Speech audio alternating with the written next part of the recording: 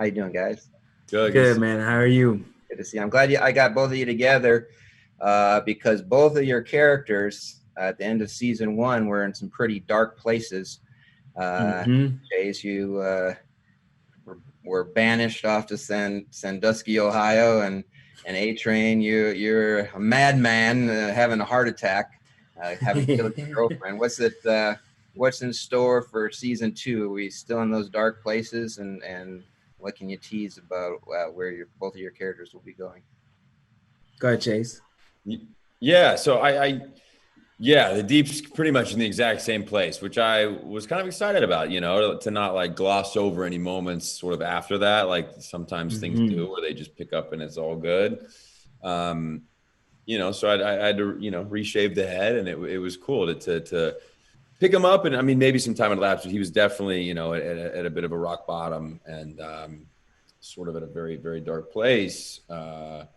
Which I think was a fun place to start from, character wise. And Kripke lived up to his promise of saying we're just going to go make it go deeper and keep ratcheting up the character flaws and driven aspects of it. And yeah, it was fun to open up the new scripts and to see kind of where it was going, because the Deeps is very interesting and all over the place and funny and pathetic and. Yeah, it was fun to go there. Yeah, and it's the same for ATrain. He's we pick back up so close to where we left off that they're both still going through it right now. ATrain is in bad physical condition, and he's on that road to recovery, and we'll have to kind of watch that unfold as he tries to maintain that level of status and physical capabilities after just having a heart attack from compound V abuse. But it's going to be very tough for both of them to kind of look inward just so that they can move forward, because right now it's just that lack of recognition of what the real problem is what's keeping either of them from achieving anything. So season two, we will discover quite a bit about that. Right. Now, one of the probably most impactful scenes from season one was the plane crash involving Homelander, where it's balancing the normal superhero trope with like realistic horror. Now, your characters didn't have as horrific a scene, but with the Deep, he's sexually, harassing women, and ATrain killed your girlfriend. You have the drug addiction storyline. What's it like as actors balancing the superhero trope, the heroic trope, versus these flawed, flawed, hurting individuals?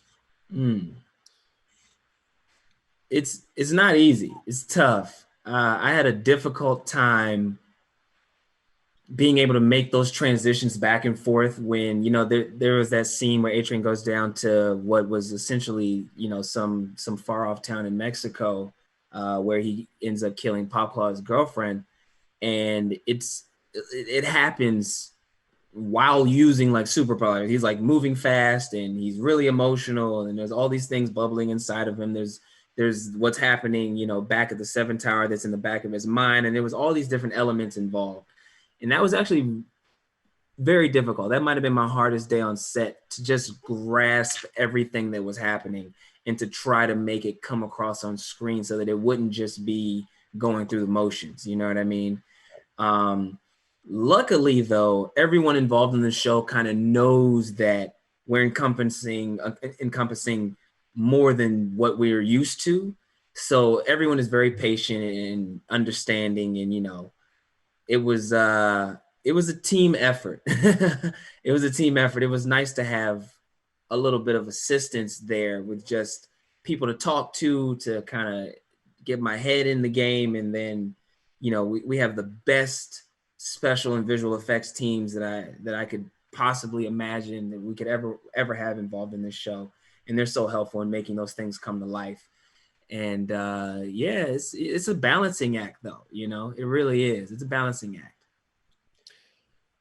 Yeah, I think, well, part of what drew me to the show in general, getting the script, and I just read, I was like blown away, like, wow, this is so unique and cool, was that satirical element and sort of these characters that you kind of recognize, you see in superheroes you've grown up with your whole life, but to do stuff like on the plane thing, just the opposite of what obviously you've always been told is the narrative, that he's going to say it. It's like a given. He's going to save everybody. There's no way he's going to leave everyone, and so I think that stuff is so, shocking and therefore like interesting. It's like, wow, what if this guy really was kind of an asshole, but he's a human with flaws and he's got to make real decisions. And maybe he doesn't actually have the strength to keep a plane up, all those weird things I thought was really, really, really cool, and something that could work, and I feel like it did work. So, well, thank you so much for your time to wrapping me up. But it's been great talking to you, and of course, looking forward to season 2, and congratulations on the season 3 pickup.